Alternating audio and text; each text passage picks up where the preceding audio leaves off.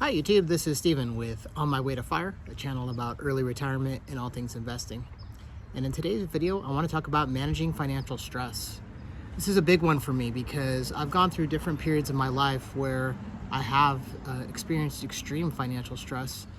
It's caused sleep issues, mood issues, maybe not in the most happiest mood during those times, and just general stress and anxiety related to not being able to handle multiple payments and my cash flow. So what I want to do with this video is offer some tips on some ideas and some ways that work for me, in ways that I look at things now and how I try to manage it so it doesn't become a problem. And I really encourage anybody watching this, please leave your comments. Let me know what's worked for you, what hasn't worked, and what you're currently doing, to get through these times. We're facing extraordinary amount of inflation for this generation. For those of us that didn't grow up in the 70s, I was born in the late 70s, but I didn't go through the extreme inflation that we experienced during that time. But if history is a comparison, it's not quite as bad as it was then, but to those of us that didn't know that time, it sure feels like we're getting squeezed on every end. And feel free to look at some of my other videos where I explore some of these topics in full, and leave comments and suggestions of what you think I should do for the next video. All right, so managing financial stress. I think the first thing we need to do is just take a deep breath and just hold it and release and repeat, because it gets our body tense, and it can affect our decision making, and as I said before, our general mood. We don't want to let this ruin our lives. We're trying to find a happy homeostasis, somewhere in the middle of all this stuff, managing payments, managing debt, managing life, work, family, all those things. So let's just take a deep breath and just know it's going to be okay. And let's get started with, the things that we can do logically to approach this. And there's going to be different ways to approach these things. There's going to be an emotional angle of things bothering you just because that payment is there. And then there's a logic side of, interest rates. Is it a 0% interest? What's the payment? How's the cash flow? When is the payment due? That kind of thing. So the first thing I would do is write out every single line item for your budget. List them all out. Go back to your checking account and see all the items that have been deducted for the month, and maybe even go back 3 months and do a general average, and maybe increase it a little bit to give yourself a buffer. And so for me, that would be my electric bill, my gas for the the liquefied gas, whatever it's called here, so the gas company here in California, and natural gas. And then, credit card payments, car payments, home loan, any other payments you have, installment loans. I do something called PayPal, and they have a thing like a lot of these Affirm and these companies that do pay in four, but they actually have something better. They have something called PayPal credit card. It was just a line of credit that was online, so you didn't actually have a real credit card, but they actually changed it within the last 6 months. And what they do, though, is if you make a purchase over $150 at certain retailers, you can get 6 months of interest-free payments. And so sometimes, to splurge, I'll buy a little something for myself, especially around Black Friday when they have some really good sales. And if I make the order over $150 and I buy from multiple sites, you basically get a promotional rate that floats out there for 6 full billing statements. And as long as you make the minimum payment, you're good. But if you miss a minimum payment, all the interest is retroactive. Or if by the end, let's say you had $500 and you still had $110 left on the loan, and you didn't pay it off in full within the 6 months, they can retroactively bill all the interest that was accrued that entire time. Even though you were making payments and it showed 0%, they'll retroactively do it. So that's common for store cards like Best Buy or an appliance store. But PayPal is a pretty cool one, though, that you can do 6 months that I didn't really know about until about maybe 3 years ago. And I'm pretty good about managing it. So I'll set all my payments up ahead of time. So that leads me to my next part. Once you've you've written out all your payments, the next thing you want to do is write what your direct deposit amount has been for your paycheck. Okay, so then you can do it one of two ways. Old school, just on pen and paper. But what I like to do is do it in Google Sheets, because you can do formulas on there. And so I'll do, I'm paid every other week. So technically I have 26, is that right? 26 pay periods in the year. So technically I'm getting like an extra month. But So there's some months, like usually May, and another month, usually in the fall, I'll get a third check within the same calendar month, even though most other months I'm only getting 2. So I think what you want to do is write out, your incoming cash flow from your work. If you have any investment income, go ahead and list that there as well. But that would be only if you're not reinvesting the dividends. If you're reinvesting the dividends, then it's going back into the stock market and you're not going to have access to it. So, and that would be on a taxable brokerage account or an employee stock plan, which is another account that I have. So what I do is I list out my incoming cash from my paychecks, and then I look at my liabilities, all the things I have to pay. Then I see what's the net difference. And if I have a little bit of buffer there and margin in terms of a little extra cash, that's when I start adjusting my percentages for my 401k versus, lowering it. And so this is a time that if you're stressed with, financial debt and you have too many credit card payments and you're paying, well over 20% interest, this is a time you may actually want to suspend contributing to the 401k, even though logically you'll get that match, and that's an important thing to get. If you're paying, 25% interest, it benefits you much greater to get that debt paid off. And so you can ease back into it by, setting your 401k lower at 3%, but you might want to take a few months to really work on chipping away at the credit card debt. So that's my number one thing. If you have anything high interest rate, get that paid off and paid down as quickly as possible. If you even have a retirement account, consider putting it on hold or lowering it to the absolute minimum that you can do, which is usually around 3%, and get that cash flow going back in your favor so you have some extra money and you can pay down that loan. And keep in mind, most credit cards are simple interest, so if you make multiple payments throughout the month, you're lowering that average daily balance down, and that'll get you a lower payment the next month. But if you ever look at the credit card statement and you see how many years it would take with a minimum payment, that's thinking that you're not continuing to use the card. It would take you several years. It's something like 18 or 20 years to pay it down. So you definitely want to get those things out of the way first. So assuming that you're on a good plan here at this point and you don't have any credit card debt, or you have it manageable to the point where you're going to pay it off quickly, the next point I wanted to make is, assess what that amount is in the buffer and set those payments. And you might want to even consider setting an auto pay for the minimum payment on your credit cards, because you definitely don't want to be making progress and then get hit with a late fee. And if you go back the last few years, late fees used to be $20 to $25 about 10 to 20 years ago. They're now averaging around $35 to $40, and that's a high profit center for the bank. So don't give them any more money than you need to. All right, so that's my main thing, credit cards. Get those addressed, get the minimum payment set, and really work on getting that paid down. And if possible, get it paid down to 0, because that's really messing and wrecking your monthly budget. Okay, now let's say that you can't pay down your credit card, but you're making progress. You're paying $50 maybe every 2 weeks. You're meeting the minimum payment, but you're not really making progress. You might want to consider calling your credit card and asking them.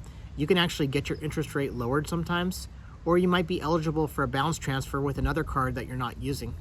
So you want to be really careful with that. I've used balance transfers quite a bit. They worked in my favor, but you got to be very diligent. And again, going back to that 0% thing that I was talking about with PayPal, you have to make sure that you make the minimum payments every month on the 0%. And what you can do is, let's say the minimum payment's $44. You make that minimum payment and you've knocked out 2 credit cards, but you need to start paying it down. So even though you're only getting charged, there's usually a fee of like 3 to 5% to move that money over. So it's not technically 0% in total. It's 0% while it's on the card. You might have a transfer fee. So go over it with them on the phone to make sure you don't exceed your credit line. But when you do this, you have to make a plan to pay that card down as quickly as possible, because you want to take advantage of that 0% while you have it. So and what you want to do is use a different card month to month that you can pay off. Keep that 0% and then come up with your plan on how to pay it down. So I've done that before. I've juggled 2 or 3 different balance transfers at one time, spaced out between 4 and 6 months apart from each other.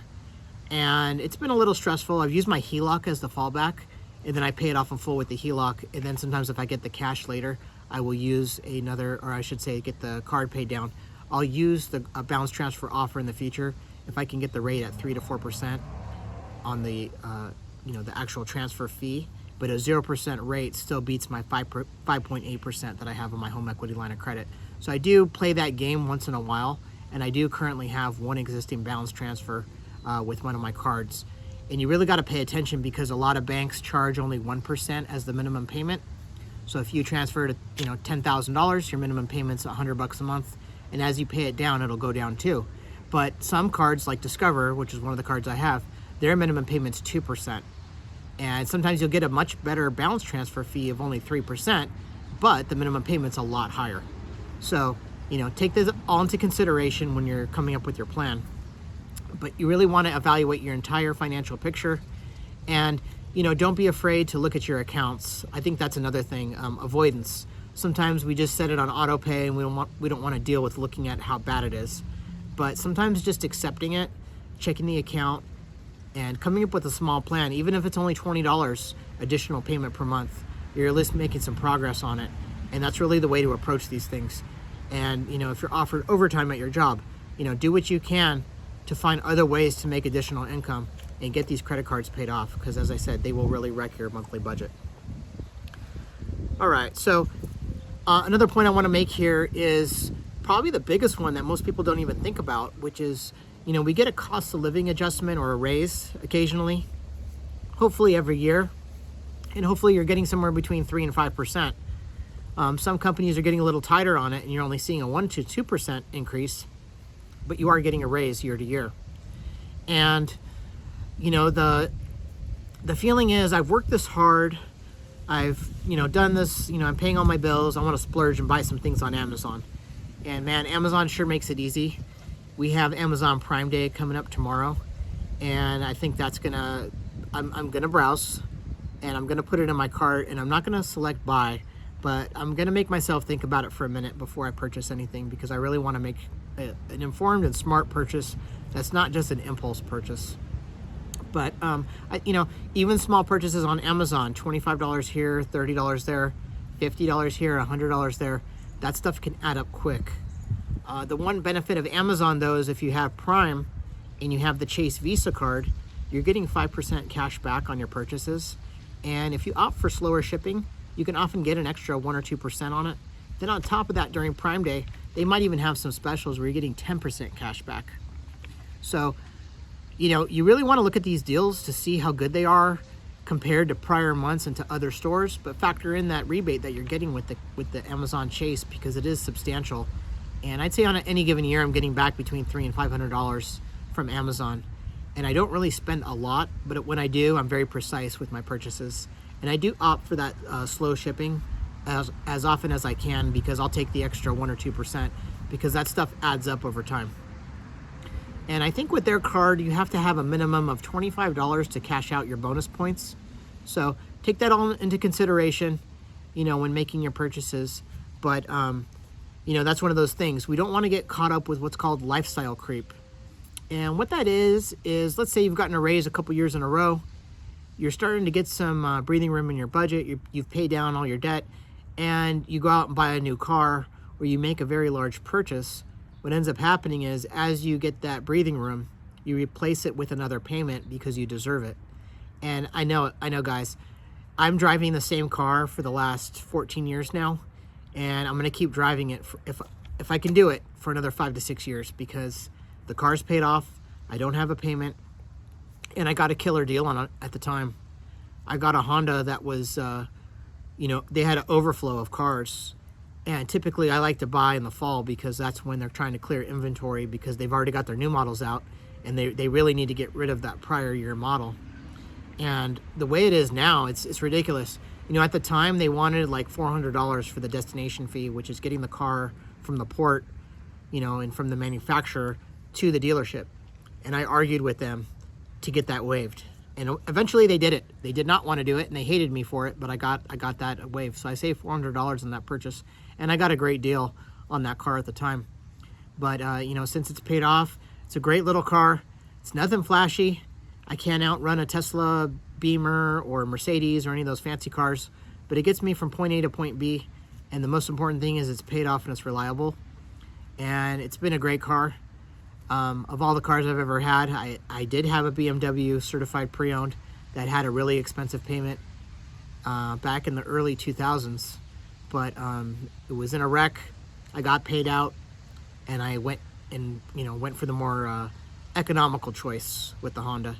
But that's something that's been on my mind the last year or two. I have done a little window shopping with seeing what the price of new cars are, and looking at electric vehicles like Tesla and some of the other ones, just to see what they would cost and factor in that I wouldn't be paying for gas. But I don't really drive a lot, so if it ain't broke, don't fix type of mentality. And this car is required very little maintenance, and I'm just going to keep driving it till it dies. So I'm going to try to be mindful and take care of the car and get a few more years out of it, and hopefully get a decent trade-in value, because Hondas last for a really long time, and I don't even have 100,000 miles yet. I think I'm at like 85,000 miles on it. So for having a car for well over 10 years, I don't really drive as much as I should. And so, take advantage of that the car is still in good working condition. But, back to that main idea, though, of lifestyle creep. It can approach us from many different ways. It could be home improvements. We, do bathroom or kitchen renovations, and we take out a home equity line of credit, and we run it up to 50 grand. And now we're making minimum payments on it, but that interest is continually accumulating, and as we pay it off month to month with small payments, it doesn't really move the needle very much. So these are ways that I've approached things with financial stress. I think number one is just you're gonna have to just accept things for what they are with your current situation, and you're gonna have to look at all angles, the whole financial picture, and seeing what little ways you can save on some end. Maybe on your grocery budget, try to stretch out some meals, try to go for some lower cost items, go out to eat less often per month, and really get this credit card debt and other things like that are really setting you back. Get that under control so that you can be in a good state of mind. And I know that I felt a visible, or should I say how would I put it? Just a weight off my shoulders, really, when I got certain loans paid off that, had been weighing on me for a long time. So it's one of those things, you may not even think about it, but that debt is on your back, and it will affect your day-to-day life. So I hope this video was helpful. I'm just throwing out some ideas, as helpful tips for people. If there's anything you got out of it, please let me know. Give me a like and subscribe, and we'll see you in the next video. Thanks, guys.